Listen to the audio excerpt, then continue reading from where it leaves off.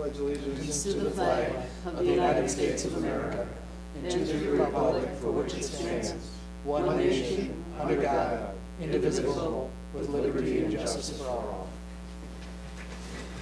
Roll call, please. Mayor Scargill. Here. Commissioner Avery. Here. Commissioner Hendrick. Here. Commissioner Lovett. Here. Commissioner Howard is absent. Commissioner Simpson. Here. Commissioner Turner. Here. And City Manager Gabriel is absent as well. I'll make a motion to excuse City Manager and Commissioner Melly. Second. We have a motion and support. Any discussion? All in favor, say aye. Aye. Aye. Opposed? They're not absent, they're just missing, right? And they are missed. All right. All right, moving on to communications. We have item 4A, which is a letter from the Michigan Municipal League announcing their annual meeting and looking for delegates for voting purposes. And I'm not 100% sure, but I think I'm going to be going to this one. If that's a problem with the budget, I'll just cover the cost, but I don't know 100% right now if I'm going. But if I am going, I will volunteer to be a voting delegate. And then we have item 4B, which is a letter from the Metropolitan Planning Commission. It's about the Regional Comprehensive Economic Development Strategy, inviting us to a open house. Make a motion that we receive communications and place them on file. Motion and support. Any discussion? All in favor, say aye. Aye. Opposed? So file. On to item 5, which is public comment. Residents are welcome to address City Commission. Please state your name and address and keep your comments to 5 minutes. Anyone? I'll try to get up there at the same time. All right. Moving on to the agenda. We need to approve the agenda. Make a motion to approve the agenda. Support? Motion support. Just looking at the order of things, we might, out of consideration to Mrs. White, move her up in the agenda. Anybody have objection to that? Make a motion to move number F on the agenda, Historic District Presentation, to A. Support? Any discussion? All in favor, say aye. Aye. Opposed? You've been moved up. On to item 7, which is we need to approve our minutes from last meeting. Make a motion to approve the minutes for the City Commission regular meeting of August 7th, 2014. I second the motion. Any corrections, discussion? All in favor, say aye. Aye. Opposed? And now we're on to the consent agenda. We got the item 8A, which is departmental activity reports. Item 8B, which is Marine City Fire Authority. And item 8C, which is business license for the Dollar Tree. Make a motion that we approve the consent agenda, place it on file. Support? I'd like to make one comment, though, on the Dollar General. They should note that helium is inert, and it is not a toxic or flammable substance. Well, that's- However, they may want to be careful with the cylinder. I'm sure we all feel better now with that knowledge. We took different things in school, didn't we? Commissioner Simpson. I just want to comment on the new layout for the police run reports. I like that layout much, much better. I'm assuming that has to do with the new software. If it's not, I much prefer the newer layout better. It's much easier to cross-reference and stuff. I very much appreciate that. And the increased detail in the fire report and that was great to be able to look through all that and kind of get a feel of what they have going on. It's great. That was a complete packet from the fire authority. Yeah, and that's I very much appreciate that. For someone who can't attend those meetings, it's nice to see what goes on in there. Well, that's funny, because I was looking at the new layout of the police runs. I didn't like it. I like Yeah. the old one. Yeah, they went, Yeah, well, I figured it was the new software, and I was like, Yeah. I don't really like this, I like the old one, but see, it's the Yeah. age difference thing, That's you know? We let the tools drive what we do rather than make tools that And I work. did have a question on the fire authority, if you would care to answer it for me. If I can. I'm just wondering why, you know, this goes back to June, the minutes from this? Oh, because when there's not a lot of business, they have a meeting every other month. So it took that long to get approved? Yeah. And when do these meetings get announced? Because, They're posted here, and I think they're also posted on the website, as far as I know. But they're the But they're not- same, they're not they're at the a- same Wednesday every month, but like Rich said, right now they have them every other month because there's not enough business. so it's which Wednesday of the month? It was last night, so it was the Third Wednesday? third Wednesday of every month. But right now, like I said, it's every other, so. Because I we would had like, one in I would August. like We to won't have one till October now. drop in at one of them at some Yeah. point, but I never quite know when they October are. will be the next one, I think it's the 15th, I think. It's always the Okay, day before our meeting. all right. Any other comments on the consent agenda? All in favor, say aye. Aye. Opposed? Consent agenda has been approved. Okay, we're moving on to public hearing, which is in regards to some block grants that are coming up. I think we usually refer to these as the facade program. They're community developed block grants. They were applied for about 3 years ago, last year, excuse me, and they involve three properties, 110 Broadway Street, 160 South Water Street, which is the Snug Theater, and 475 South Water Street. So at 7:07, I'm going to open the public hearing. You're welcome to address the commission with any comments or concerns.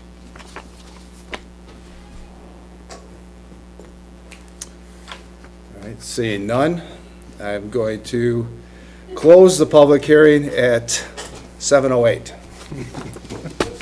That was exciting, huh? Not a controversy there. All right, we have no unfinished business, so that brings us to item 11F, which we've moved up in the agenda, which is a presentation by Judy White of the Historic Commission. Thank you, Mr. Mayor. Thank you, Commissioners. Tonight, Kim Turner, Bill Butel, and Heather Bachram will be joining me in making presentations to you on a series of separate topics. Let me begin with the question of why we're here. Why have we come back to plague you again with this issue of the ordinance for an historic district? And the answer to that, I think, can be very short and simple and straightforward. It's because the ordinance that exists on the books right now won't protect anything. The ordinance that exists in the books right now has absolutely no teeth, so to speak. There is no penalties associated with it, and there is no disapproval power, actually, for the role of the Historical Commission. So in fact, the Historical Commission is emasculated, and there is no ordinance device for protecting the historic district that you currently have. So if there were a threat to that district, there literally is nothing that the Historical Commission can do. And in fact, I would question what the city could do because of the nature of the laws and regulations that are currently on the books. And later in the presentation, I want to take you through some key points regarding the existing ordinance that you have to point out what I think are some of the very serious flaws and weaknesses. I would ask that you let each one of us make our presentation, make our points, distribute our handouts, and reserve your questions till we're done. We're certainly very eager and interested in answering questions, but we don't want to get derailed and we don't want to lose our train of thought doing this. So if you would perhaps just make a jotting in your notes and ask those questions later. And I believe I turn this over to Bill Butel.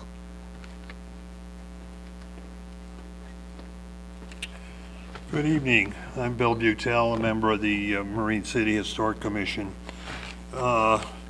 My role tonight is to talk about what the proposed ordinance is not, and I stress the word not. I've got 8 points. The first point is that it's not a plan to limit individual property rights. The second point is it's not a proposal to expand the current historical district beyond the 300 Broadway. Number 3, it is not an ordinance to permit the demolition of existing properties as was done on the business districts in St. Clair and Algonac a number of years ago. Number 4, the existing historic district, which is 300 Broadway, does not limit anyone's personal property rights. Number 5, it does not allow the Historic Commission to unilaterally establish additional historic districts. And number 6, the proposed ordinance does not require that a historic district have a contiguous boundary, and that's specified on page 6, item 1.3J. Number 7, the Historic District Study Committee, as defined in the proposed ordinance, is a different group than the existing Historic Commission. So if this ordinance passes, the City Commission would establish a separate district, Historic District Study Commission, at which, in and when there was a need to establish or to consider some additional districts. So right now, there's no proposal for existing or additional districts, so there's no need for that committee. And lastly, the Historic District Study Committee may present, if and when there is such a study committee, it would present information to the Marine City Commission regarding any proposed future historic districts. And then your body would have the power to either accept or reject, modify, send it back to us, or whatever. Thank you. Yeah.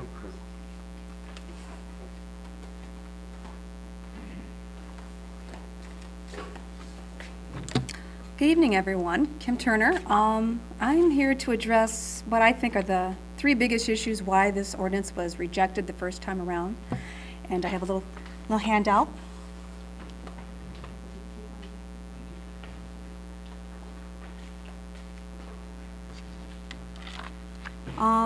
The first item I want to touch base on is there was fears about the homeowner's ability to opt out of being in a proposed historic district early on.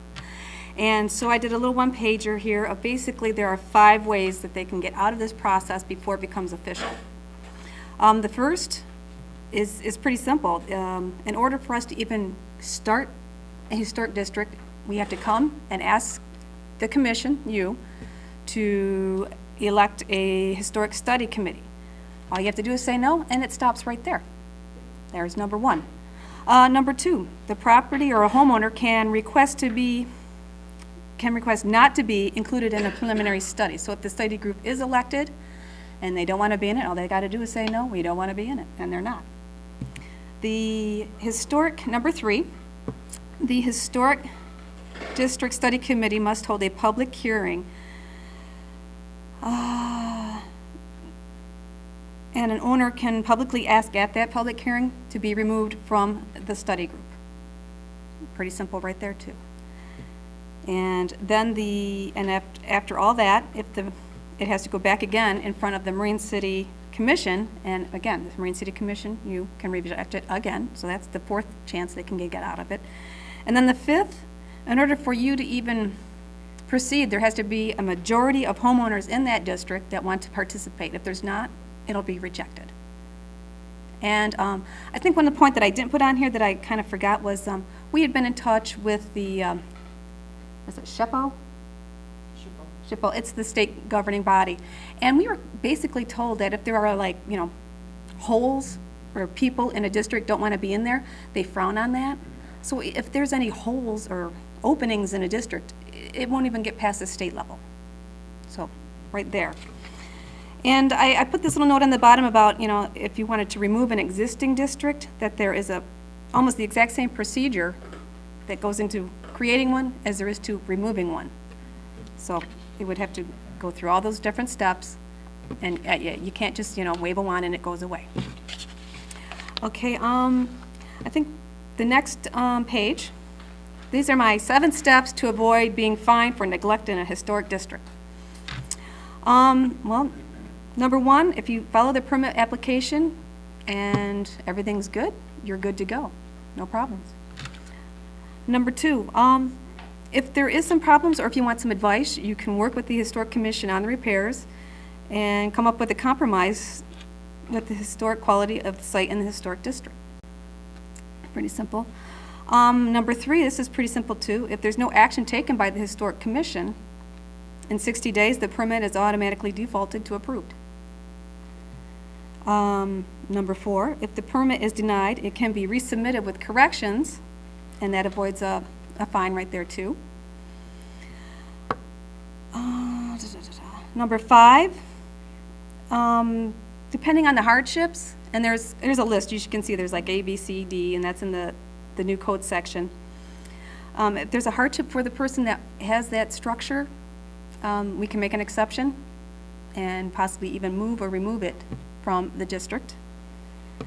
And then there is number 6, which is if they don't like a negative decision, they can always go in front of they must go to the State Historic Preservation Board. And if it's still not the decision they like, they can also take it in front of the circuit court. And those are the 7 ways that you can avoid possibly being fined for neglect of a building. Okay.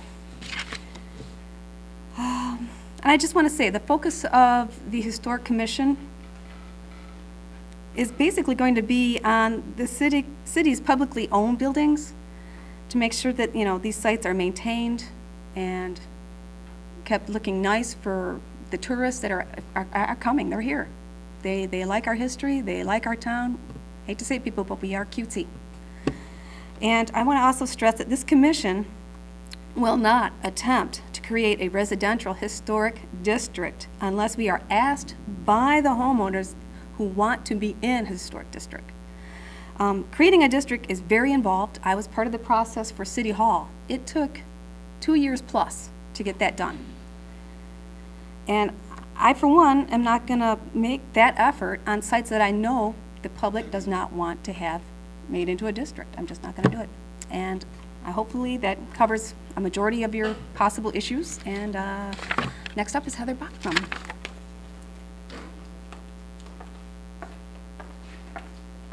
Good evening, Heather Bachram. I'm here to just briefly address some of the other small communities in Michigan that have historic districts. And the ones that I chose were Romeo, they have a population of about 3,500. Alma, that was the biggest one, a little over 9,000. Chelsea, a population of 5,000. Dundee, a population of not quite 4,000. Lowell, a population of almost 4,000. And Metamora, a population of a little over 4,000. And the interesting thing, when I went online to try and find out information about their historic districts, they are all in the downtown area, which is really our focus too. And the interesting thing was that it was the owners of businesses and the city fathers and mothers who actually decided that they wanted to create historic districts.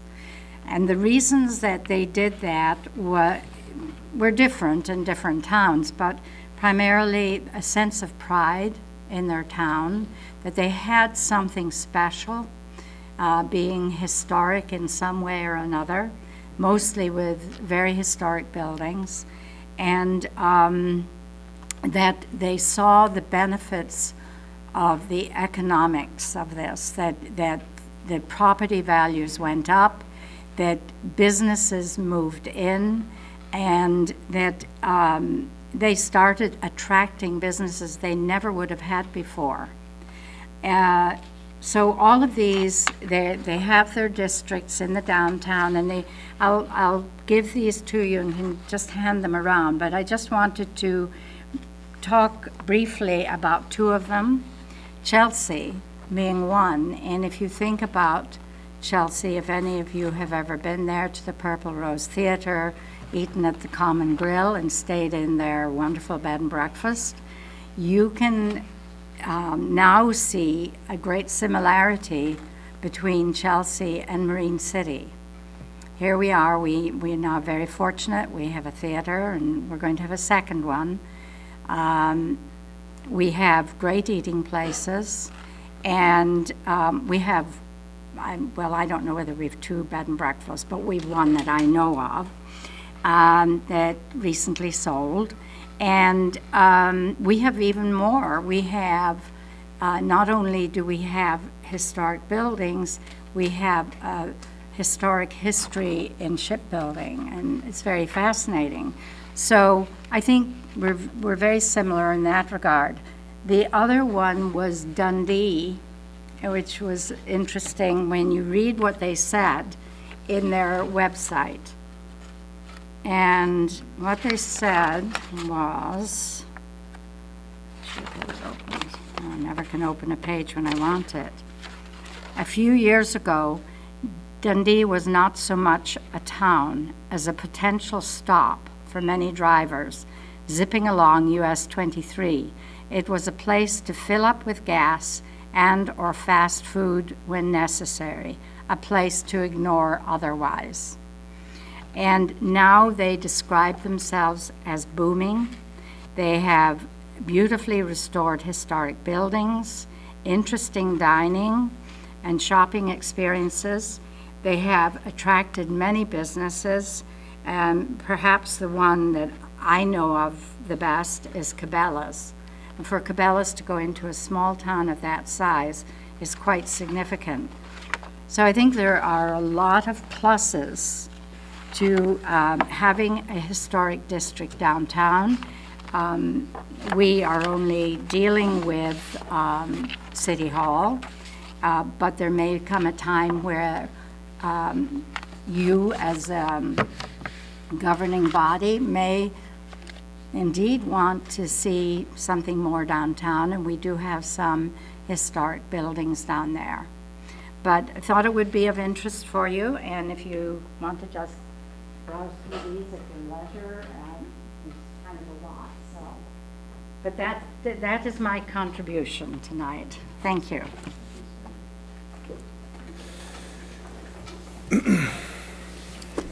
I'd like to talk you through the existing ordinance, and I believe you have copies of it in your packets. And I want to start with the bottom of page 1. I have hand numbered all of the pages. Are your pages numbered as well? Okay. The old part. Yeah. Top right corner. I didn't know this ordinance existed until about maybe 2.5 years ago, when we were developing the new proposed ordinance. And I went online to the city website to see if there was anything there regarding this issue, and stumbled across this, and then I started reading it, and I thought, what is this? And my confusion, I think, becomes apparent when you look at the heading toward the bottom of the first page, the heading for 155.095, it talks about an historic district restoration commission. And I didn't know what that was. Now, this dates back to 1995. It was the beginning of the year of 1995. And I ultimately learned the history of this by talking with Heather, because Heather was instrumental in getting this started. Suffice to say, the Historic District Restoration Commission does not exist. So you do not have that as an operative body. Within the opening paragraph, it makes reference to within, quote, within the historical district set herein, set out herein. Problem with this document is that never happens. So it is mentioned in the opening, but it is never fulfilled. If you turn to page 2, the description of what the group is to do and the definitions that follow on page 2 and the top of page 3 are traditional. You would find that in any historic district ordinance. That's just standard language. So let's go to page 3, 155.097 on membership.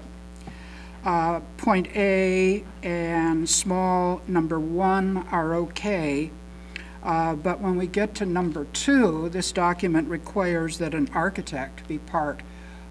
That's an extraordinarily demanding ingredient for membership on an historic commission. It is certainly something that a community the size of Marine City could not do. Very unlikely that that would be possible, and it certainly is not the case at this point. That language would need to be radically revised, perhaps simply looking for people with an architectural background of some sort or knowledge of the history of architecture, perhaps. Point 3 is a physical impossibility. It requires that 2 members of the commission reside or have a business in the historic district, which happens to be City Hall, and there are no residences there. So a great irrationality. Bottom of the page for procedures begins with a listing of officers. We've never really actually done that with the Historical Commission. We haven't elected a president, vice president, secretary, or treasurer, which are called for in this document.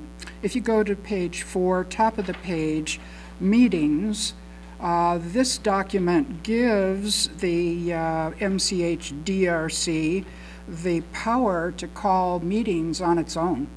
What we have as an acting commission typically done is follow the schedule that the city has handed us regarding quarterly meetings.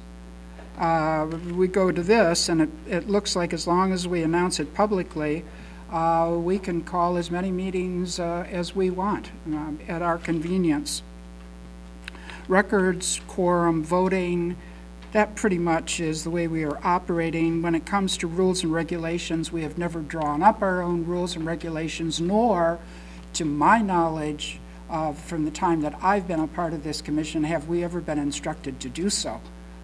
So I didn't even know that that was a requirement. In terms of powers and duties, if you look at the first paragraph, 4th sentence, it says the commission shall, quote, recommend approval, disapproval, or no exterior effect, etc., etc. However, later on in the document, there is no disapproval section. That is, when you get down to 105.106, it's not there. It has been expunged at some time that I am unaware of. If you go to page 5 and come down the page to C2, it makes a reference to calling in experts to aid in the deliberations, and it makes a reference to the limitations of the budget. And the budget that they're referring to would be the budget of the Historical Commission. I had no idea that we were allowed to have any kind of independent budget, but this document does permit that, and there's more language on that as we proceed. It is the top of the next page. Point 5, this document gives the Historical Commission the power to write for grants, to accept gifts, and to therefore build up a bank account, and to administer that all on its own. Point 6, with the agreement of the City Commission, the Historical Commission is allowed to enter into contracts and agreements and work with private agencies. Now, this is with City Commission approval, but it's a level of authority that I find a little bit surprising.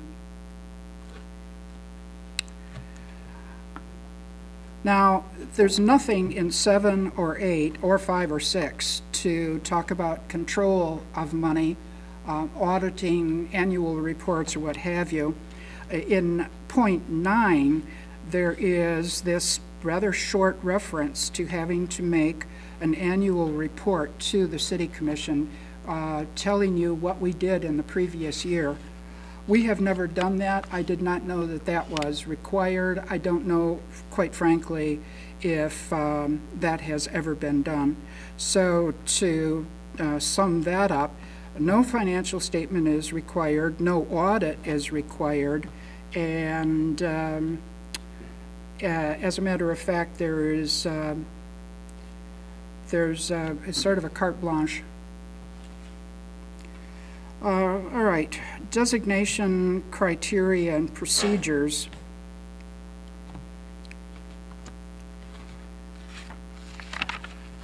I'm really not completely clear on what point B seems to be indicating, but I'm on page 6.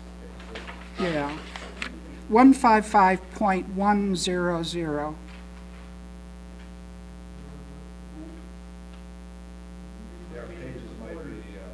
It's not in the sorry? same order. Differently, so That's page 5. that's on page 5.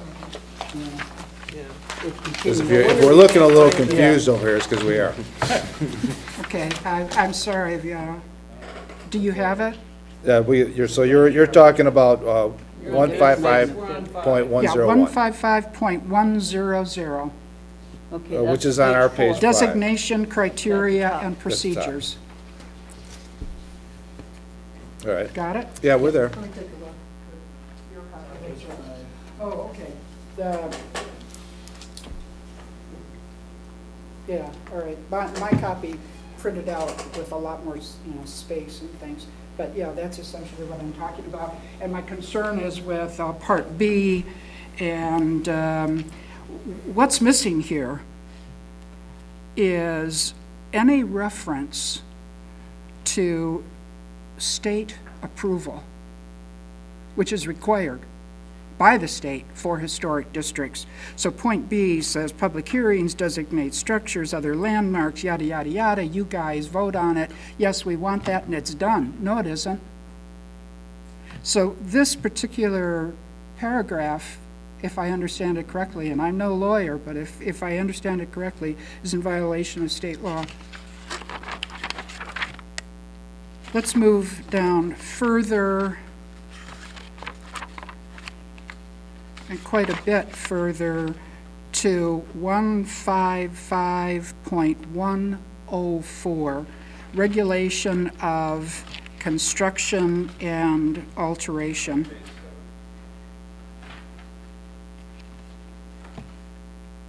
And I'm concerned with small number 1, B1. If you look at that paragraph, and I'm looking particularly at the phrase, to review the applications and plans, suddenly this puts what was done in violation of this ordinance, and I'm referring specifically to the 300 Broadway Committee. Because according to this document, the duties performed by the 300 Broadway Committee should have been performed by the Historical Commission. want to move further down into the document to 155.106. And this is where the document was gutted. This is not like the original that Heather Bachram remembers submitting to the city. So 155.106, action by the city's Historic District Restoration Commission.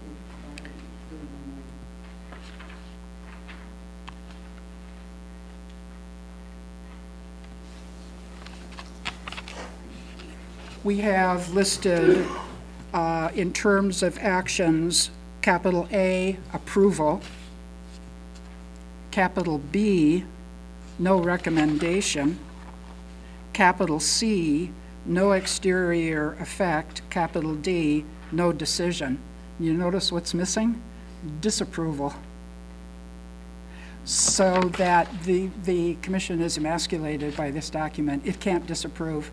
It can make recommendations and it can approve till the cows come home, but it can't object. So the teeth were pulled out of this document, and there is there's no real guardian role that the commission can perform. I would go then lastly, 155.109, it says maintenance and neglect.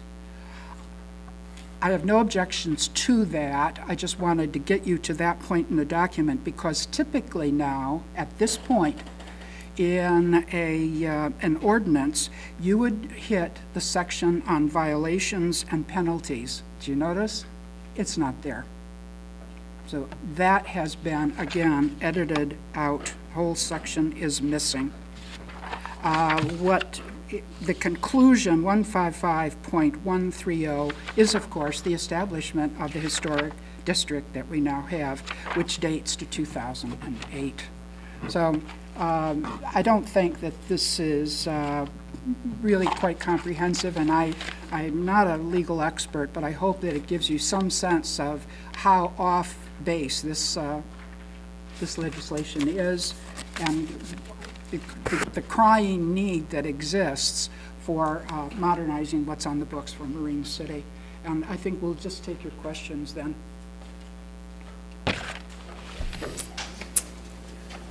Anyone have any questions? I had no questions, but just to thank you all for the work and the very detailed overview of everything. I thought it. Thank you very much. It wasn't fun. Commissioner Hedrick? All right, I guess I'll start. I remember when this other issue came up from before, and my opinion that we don't need this. We haven't had any problems to start. We've got people that come to town, they either like or, historic building, they maintain them. We haven't had the problem. I don't think putting in all this detail, I wasn't for this when they originally came up with all this to start with.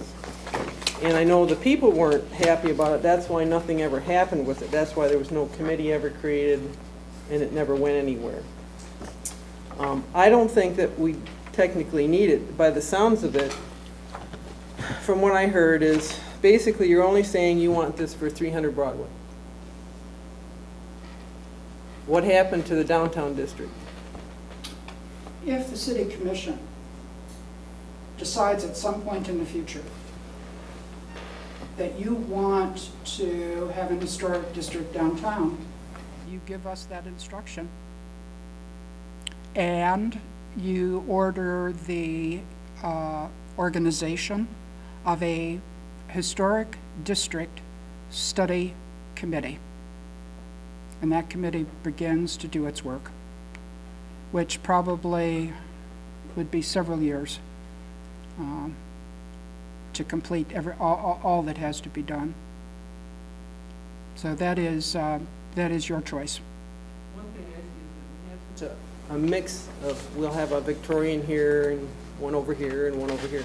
And I know this came up the last time this was brought to this board, that the Attorney General gave an opinion about that if you created a district and you created a border, people just can't opt out, regardless of what you had here. He gave us an opinion on that, that once you created it, people were stuck with it. You couldn't just pick and choose, and people couldn't. Can I address that? That's why I said that this, I personally would not support creating a residential district because of that problem. Well, he just said you can't do it anyway, so it's a moot point. He said you can't just allow people to pick and choose if they want to be in it or out of it. It's either all or nothing, which means if that's the case, then you'd have no district.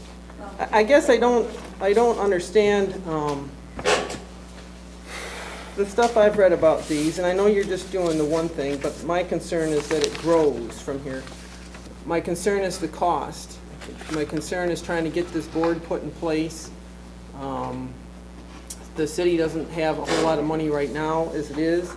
Most people are taking care of and maintaining their homes. We're doing great with people coming in now. They're taking care of the structures. We haven't really had any issues. So I guess I don't see why we need all the restrictions. I mean, this is a cost, it's going to be a cost issue. I know that if you do this, say you created one downtown, then you have issues, I did some research on it, where mortgage companies don't like to give out mortgages for it. You have people that have problems selling, or sometimes they don't want to buy because they know that there's restrictions.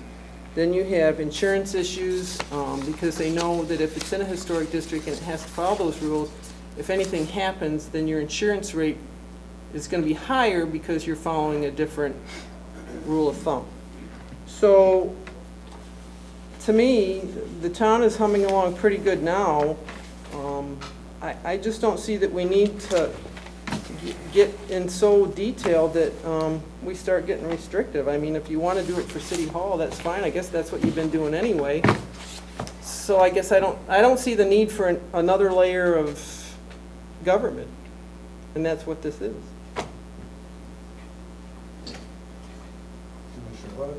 Well, I don't, we already have all of this on the books. But it's never been- Mrs. White just went through, and it's already on the books. They're not asking for us to go out and immediately start assigning historic districts. We're looking to protect the historic district that we have, which is City Hall. I mean, that's basically the purpose of this, that you need to have that historical ordinance to be able to protect City Hall. 300 Broadway, I should put that more correctly at this point. And it's relative also to getting grant money, or to you'll be able to pursue that.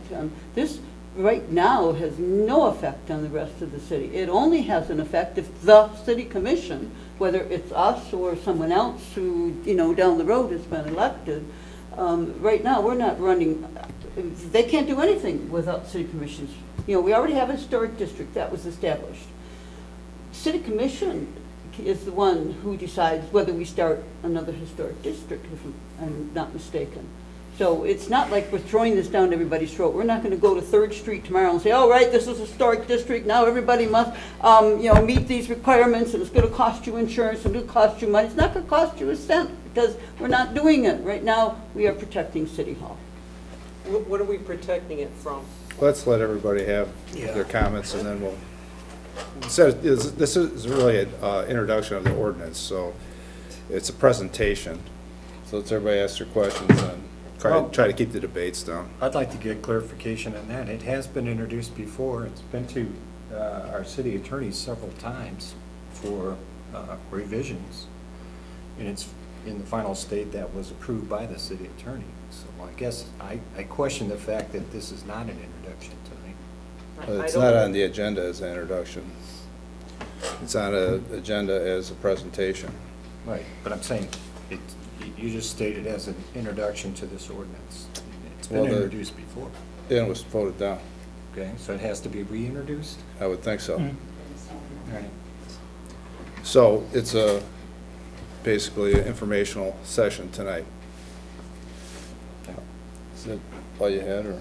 I'd just like to also echo what Commissioner Lovett says, that they've clearly stated that it's not their intention to try to force residents into a district. I mean, it was clearly pointed out, the safeguards for residents, and since 1887, there's been one district established in Marine City, and that was due to the work of these people, or a few of these members, to make that happen, to safeguard one of our historic landmarks, probably the most important one in Marine City. I think their focus in the future would be the same thing, just to preserve the historic landmarks of Marine City. And all this sky is falling stuff about residents being forced into something, it's just fear mongering. It's not gonna happen. That's it. I've got a couple of questions. As regards to, since the main plans for historic districts is going to be city property, from what I understand so far, probably like the water, the pumping station, the Guy Center may be the next thing considered. What would happen if the city was, doing something, you really wouldn't have any teeth anyway, would you, the commission? It was just a question. Since the city commission has to approve anything that happens, if the city commission was doing something, destructive or against what the commission thought was good use. Let's take City Hall as an example. Let's say that down the road, some years hence, someone wants to do something to City Hall which actually is not in the style of 1884. And that, since it's a historic district, that has to be presented to the Historic District Commission. And if there is decent legislation afoot, the commission can object to it. And there would be a possibility of fines and penalties if that disapproval was violated. It's a break.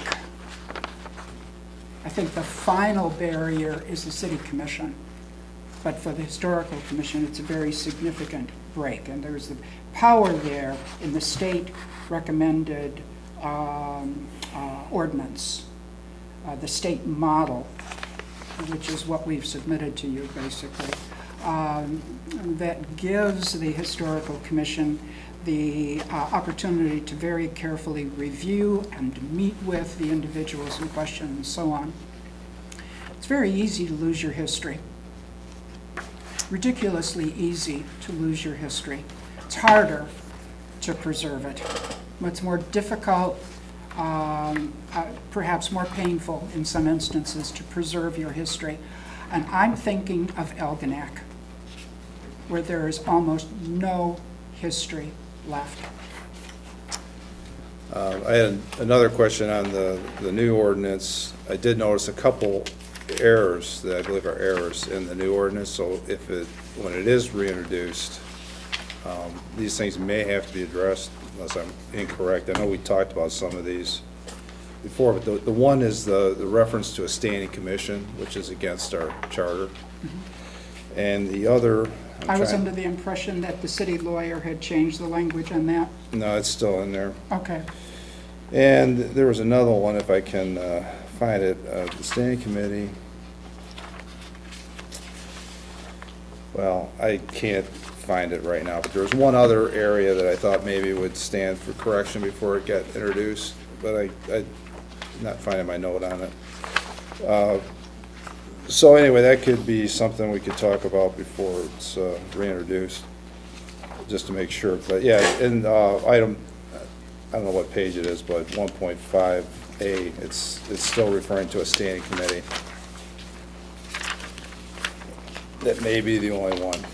And then I guess I'll just make a statement to you and the rest of the people in the commission. I agree 100% that the existing ordinance is absolutely useless.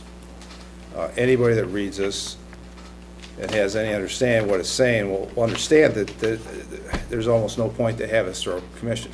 There's nothing for you to do. There's nothing you can do.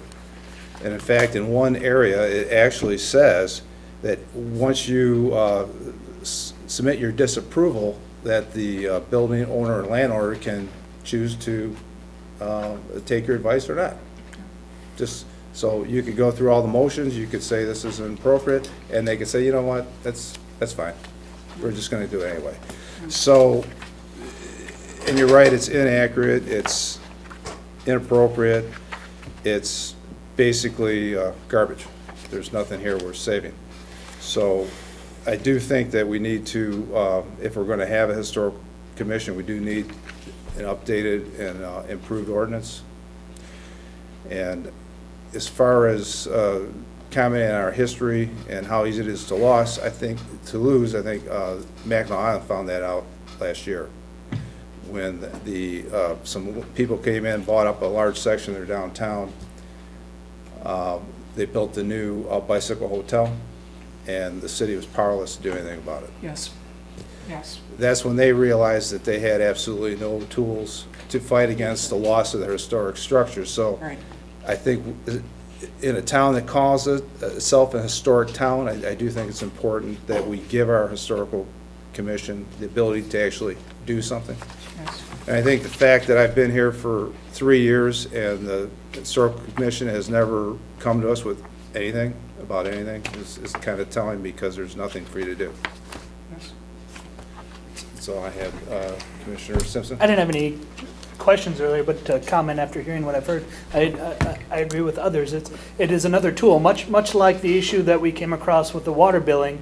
We didn't have a procedure or a policy in place. This puts that in place. And anyone that's dealt with SHPO or any of the state organizations on any level knows that it moves, the wheels of justice move at a snail's pace. You know, you all discussed years and years to create these districts, so it's not like something can be rammed through. So, you know, notwithstanding comments that were brought up before, but, you know, that's 7, 8, 9, 10 steps down the road, and I don't think you can judge something like this based on what could possibly happen. Anything could possibly happen. So I think we have to deal with how we sit right now, which is the one district, and deal with that. And then, you know, as everyone has indicated, the commission and, you know, even other organizations have many levels in between by which we can correct if we feel that, you know, the process is going, you know, in a direction we don't wish it to be. You know, the commission still maintains a lot of control. And to me, based on my understandings of the reason why this was voted down before, it appears that the group, through much hard work, has corrected most of those concerns as I understood them. And I don't see why we wouldn't, you know, move forward with all that hard work. Commissioner Avery? I have a few comments, and one includes a question. The question is, in the old document, it appears that this document establishes the historic district. It's obvious that we need to get rid of, delete, change this old document because it's not useful. Now, in so doing, what status does that put the historic district for 300 Broadway? As long as you leave the last paragraph intact, it doesn't do anything. It's not, Well, okay, that's the point. We need to, because this seems to be what it's not in here. gives that. No, but you know. No, I didn't see that. I would have to go That's- back to some of the That last was a- meetings. I think that was addressed actually by the city attorney. And I don't think by removing this document actually removes that as a historic district. But, I mean, that's something to look into definitely, because if it would by some measure, you'd have to make sure that paragraph got included in the new ordinance. I don't think that's an issue, but we can ask the city attorney about that. I don't think that actually is a problem. No, by replacing this ordinance with a new one, I don't think we're gonna eliminate the historic district, but I'm not a lawyer, but. Well, okay, that was just a question I had, but then again, looking at this thing, we had lawyers Yes, and judged the, and created this thing, so we, I mean, for those that weren't here, the biggest objection that Mayor Brown had and myself and other people that may have voted against it was, we just felt, we were concerned about individual property rights, and that was our main concern. I don't think this, I believe those issues still exist in this ordinance, because ultimately, the commission has the power to establish a historical district without the approval of the people in that area. That was answered quite thoroughly by the lawyer. So with the new ordinance, we would have the ability to impose an historic district. And that was my primary concern at the time. I think that's a certain misreading of the process, because the process to build an historic district is so piecemeal and one property at a time. And the study commission comes up with a proposal, but that doesn't mean there's a district. It goes to you, it goes to the state first, it comes back, it goes to you. A district is not imposed suddenly on people. And the attempt to establish a district requires exhaustive research and cooperation. And if it's not there, it doesn't happen. I understand. I'm just going Yeah, back to the there's other meeting. nothing- there's nothing The answer draconian from our about it. lawyer at the end of the day was that if you were in an area that was going to be made a district and you objected to that, it could happen without. I'm sure that he's absolutely right, but that is at a point when And I understand years have been what you're spent saying. The to amount of get to that work and the point. detail and the fact that we probably would have a commission that wouldn't do that to people. And there's no plans to do that to residential areas, and our main concern No, there is isn't. protecting our city assets right now, which I agree 100%. I'm just, bringing up the discussions that Sure. happened in the past. And anybody else have anything else to say? Yeah, I do. All I want to say is Judy, Kim, Heather, Bill, thank you so much for your persistence, You're more welcome. continually taking the time to work on this, and because you see the importance of it. Not being discouraged by the roadblocks that have been thrown in front of you in the past. So, again, thank you. Thank you. And, the final thing I'd say is, out of respect for the volunteers and the people that we asked to be on the historic commission, they deserve an ordinance that isn't so flawed. To me, it's just disrespectful to ask people to give up their free time and have this as what they're supposed to be guided by. So I think we owe them at least, a document that's not flawed like this. And thank you so much for taking the time to do this presentation, because I know I asked you, I says, if we're going to do this again, please put on a presentation. I think you all did a very good job, and I appreciate that. Thank you. Commissioner Levitt? I'd like to be able to leave some direction to the Historic Commission that have worked on this. Again, thank you very much for all of that, and coming back again and again and again. And let's get this rolling now and not wait another year before we approach it. There were two things I understand you asked for. One is 1.5, eliminating the standing commission, and two is that we put in the 300 Broadway as an established historic district. Well, I don't think it's. I don't want to come back again and we find something else that we want fixed. And then again, we want something else fixed. There is a process, so no guarantees. Yes. In your packet, in the old code, you actually have the very last paragraph is the ordinance for the Broadway. Yeah, it's in there. It's not in the new one, though. No, No. but in the terminology at the beginning, in your packet, it asks on the new ordinance that you leave that paragraph in. Yeah, there's an instruction on Yeah. page 1. Right. But I would still question whether that, because if you declare a historic district by by this ordinance, yeah, I guess that's something, it is in there, you're saying. The instructions are to leave that in there, right? Okay. Thank you very much. It was very informative. Can I make one more suggestion? Sure. Go ahead, Commissioner If you're Henry. insistent on doing this ordinance, then I suggest that we send it back to the city attorney to make sure he's gone through it again. Yeah, we did go through quite a process the last time where there was, I think, 2 or 3 revisions made because of objections made by different, And I still think his attorney opinion should, we need to see that again, because he gave us a whole opinion on the boundary. we could the very final minutes, probably, when we voted on that ordinance would probably be helpful with the, I would disagree. I don't think we need to send it back to the attorney again. It's been to him several times. If we have records of what previously took place, if we can dig that up for the next meeting. There's many records, Yeah. so let them decide. well, It's still best for him to review these before we He's go and reviewed it approve several them. times. yeah, well, there's there's still been problems. there's still the issue of the standing committee that's in here, which is, it can't be in there because it's I against think our he didn't do charter. anything with it the last time because we sent it back to the other group.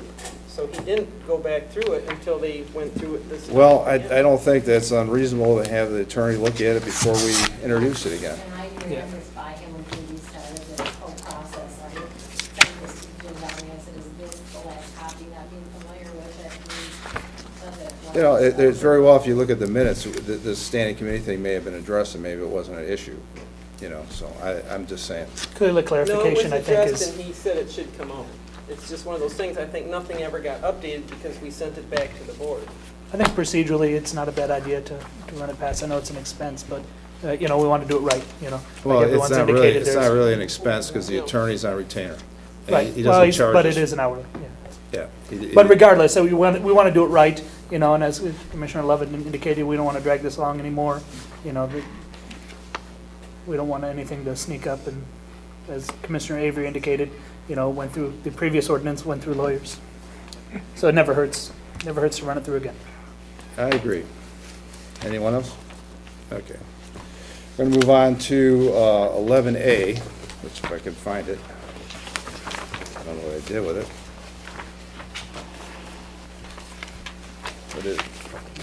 Which is Marine City MEDC grant project.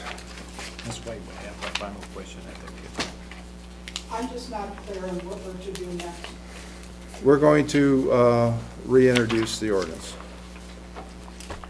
And you're not really being asked to do anything. Before the ordinance is reintroduced, we're going to have the lawyer go through it one more time, just to make sure that the language is all correct. Yeah, I think that's probably just a matter of cutting the words outstanding. Right. out of it. Yeah, which probably should have been removed, or maybe would have been removed if it was approved initially. There's But- one other place where it says 1.5, it should really be 1.15, because it's following 1.16. Well, Yeah, we'll just make sure he vets it before it's reintroduced, that's all. So we're not asking anything from the commission at this point. So now we're on to item 11A, which is the Marine City MEDC grant project. Should I make a motion that we accept the resolution to adopt the Michigan CDBG program under Title I of the Housing and Community Development Act of 1974 for Marine City facade grant project? Support. Motion, support. Is there any discussion? No, just that the facade grant has been a wonderful asset to the community. A lot of the business owners that are downtown have really latched on to that, and I know when Commissioner Turner and I, a while back, were doing the Michigan Main Street program, people were a bit envious of what we were able to do, especially in Hart, Michigan, and it's a wonderful asset, and I'm glad to see property owners are continuing to be interested in it. Yeah, I think it's going to be, if you read the description of the projects, I don't know if you've seen it, but I think it's going to be a really nice improvement in our downtown area. Anyone else? All in favor, say aye. Aye. Opposed? Resolution passes. On to 11B, which is a resolution. It's for an authorized signatory on state trunk line maintenance contract. And this basically makes a John Gaber in charge of the maintenance contract. I make a motion to name John Gaber as authorized signatory on state trunk line contract number 2014-0366. Support. We have motion and support.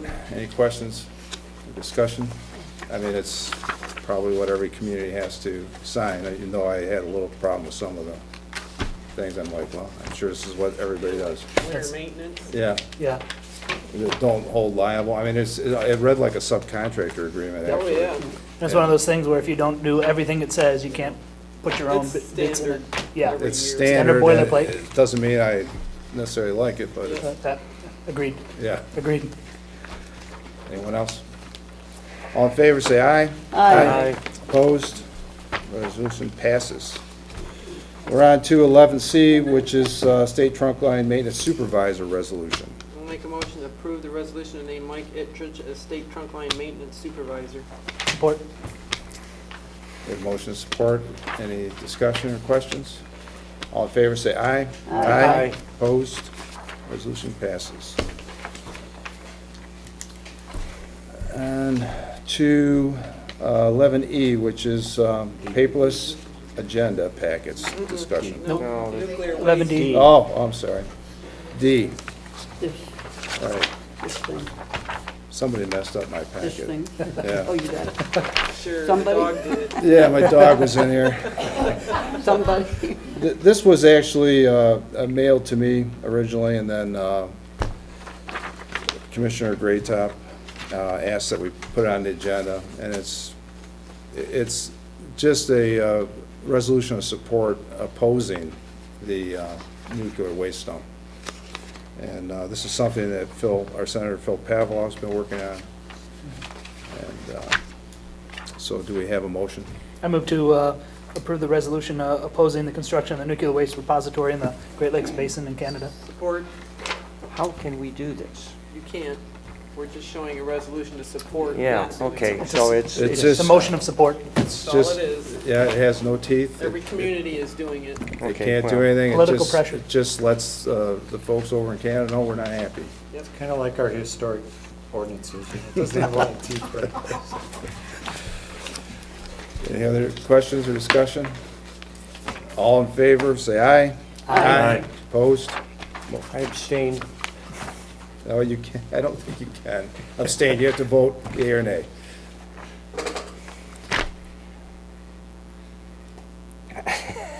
don't worry, Canada's not going to Yeah, they're not gonna come get war you. on us. Environment Canada will not go on. I've had to deal with their military before, so Yeah. You really can't abstain, I don't believe. it just doesn't seem right that we're voting just to make ourselves heard, that, Well, Then then you vote. can It's always better say, than nothing. say no. Right. okay, no, Otherwise, we say no. Right. no, just, Resolution still passes. of course. Okay, now we're to 11E, which is the paperless agenda package, which is one of my little hot button issues that I've had since I've been on commission. The picture here is a picture I took of my first year as a commissioner. This was the paper that was generated just for me, which I think is ridiculous. I think I weighed it at 25 pounds, something like that. And the fact that everything is being, scanned and put on the internet anyway. Of course, tonight it would have been pretty hard with following it, but I think we'll all learn to live with it.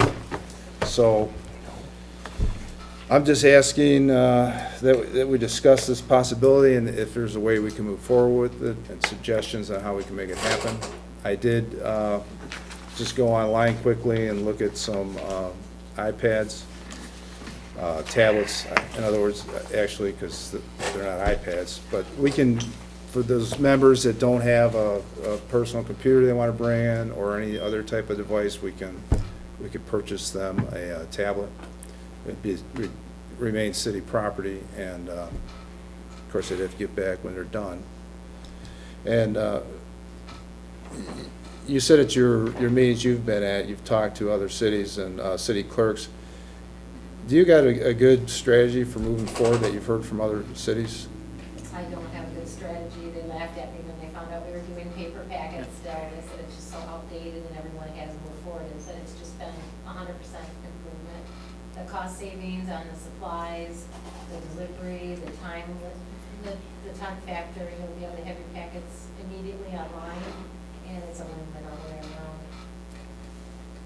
around. And I would ask how many of us here would have the ability to have our own tablets or have our own devices that we could bring to the meeting? Could probably come with something. What was I just gonna ask? I mean, it's gonna be a little awkward at first. Change is awkward. Yeah. And like tonight, I didn't actually copy this, and I didn't open it in iBooks, so I couldn't get to the, where I could quickly go from page to page. And keep in mind, anyone would have the right to print up at home, or I would suggest an option if a commissioner wasn't 100% comfortable, would have an option to opt in for the standard packet as well. You know, that Yeah, I should mean, be, you could you know, do a could be an option. transition. Sure. You're not gonna say, next meeting, you gotta have Yeah. one, or else, you know. No, But, you know, if someone's not comfortable or doesn't have Right. that, you know, skill set, it would be, Right. you know, to have a process that they can still be, you know, I have a think- methodology where they can I think tough bunts. think They're tough gonna buns. have to learn. I don't disagree. I like the thought. I use my tablet almost exclusively at work. It eliminates everything, and I can find everything. Things become searchable, and, you know, with everything as a PDF document these days. I always, you know, being on the planning commission as well, I've had to buy another cabinet and a bookshelf because, you know, all the prints and everything, because I always struggle, what do I keep? What do I, you know, summarize? How do I organize that? In the digital world, that makes it a lot easier. And if we, you know, got into a process where we could digitize prints as well, that would be much easier, and probably, and quite frankly, a cost savings on the folks submitting those prints as well. You know, I know we still need, They've got to Yeah. deliver the packets, they've got to print Put 'em these, together. compile them, put them together. And this is, you know, this times 8, and then multiply that by all the boards and commissions we have. I'm only talking about the city commission right now, and if it goes through smoothly, you'd probably want to expand it to all the boards and commissions, but that could get a lot more pricey.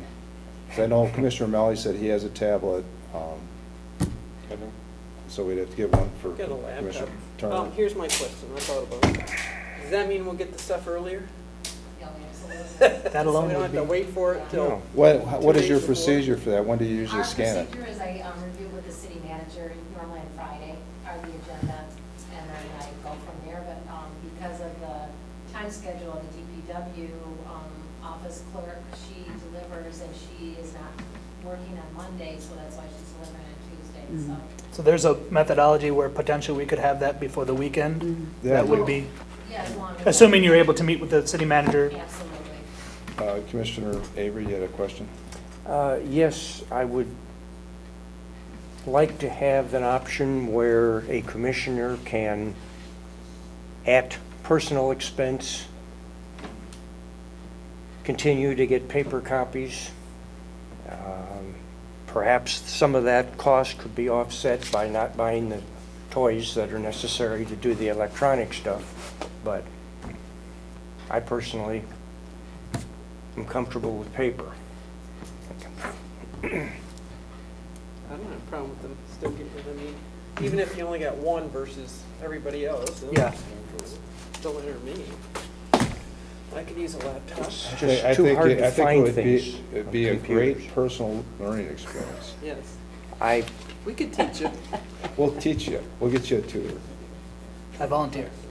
Well, It's not as hard as you think.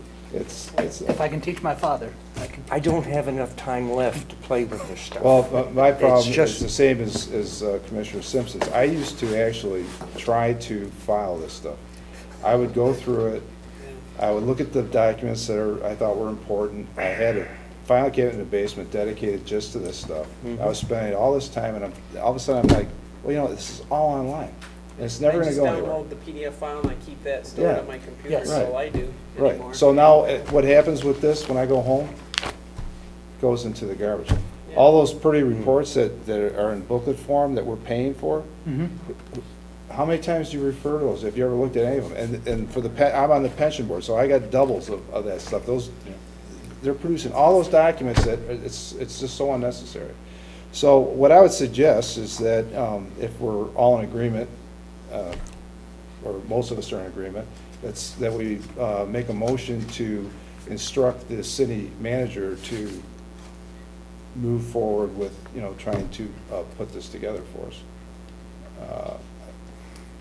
Because that's the only way it's going to happen. Yeah, I agree. Is there an option for a commissioner to remain paperless if they wish? I want to make sure that would be included in that motion. Well, I know your feelings of it, but, people still need to be functional and quick with the way they're dealing with information. we'll just tease them at every meeting. I mean, I've been teased since before you were born. Good answer. I like that. Plenty of practice. So, Yeah, I don't have, would you put that motion together for me? I'll make a motion that we have the city manager move forward on the paperless, except in the event if a commissioner prefers paper. How's that? Support. So motion support. Any other questions? Yeah, I'm Commissioner sorry, Levitt? I tried earlier, but anyway, with the caveat that we would have an agenda, a paper agenda. I think that, because that is really the one piece that I always found hard when I tried to use just my tablet. Would that need to be mailed, delivered to your home, or? No, they just brought, Yeah. just I brought to the just print meeting. it out myself, I print out those two Yeah, I say pages. effectively, the agenda would be in the packet, but, if we could have it distributed at the meeting, I have to have them or print them, for the public anyway, so I'll just. so it'd be hitting. I mean, it could be sent, either both, but it is hard to go back and forth unless you Oh, have yeah. two screens. Okay, I see your Agreed. point. All right. Yeah. Yep. Which I do at the second office, you have two screens. You can So, put 'em up. any other discussion? All in favor, say aye. Aye. Opposed? Motion carries. So we've given Mr. Gaber an assignment. All right, we've already done 11F, so we're moving on to item 12, which is financial business. I move to approve the financial disbursements, including payroll, in the amount of $576,972.05. Support. So motion to support. Any questions?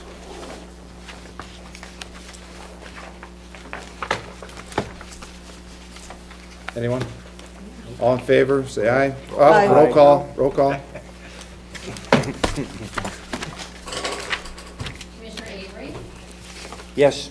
Commissioner Hendrick, Yes. Commissioner Lovett, Yes, Commissioner Simpson, Yes. Commissioner Turner, Yes. Mayor Scarpelli. Yes. Motion carries. Okay, on to 12B, which is preliminary financial statements. I make a motion to accept and file the preliminary financial statements as presented. Support. Motion to support. Any questions? All in favor, say aye. Aye. Opposed? Passes. We don't have a city manager's report. He didn't send me one. We could ask Chris questions if we wanted about anything. Uh-oh, that's fine. Is there anything going on in the city that we need to know about?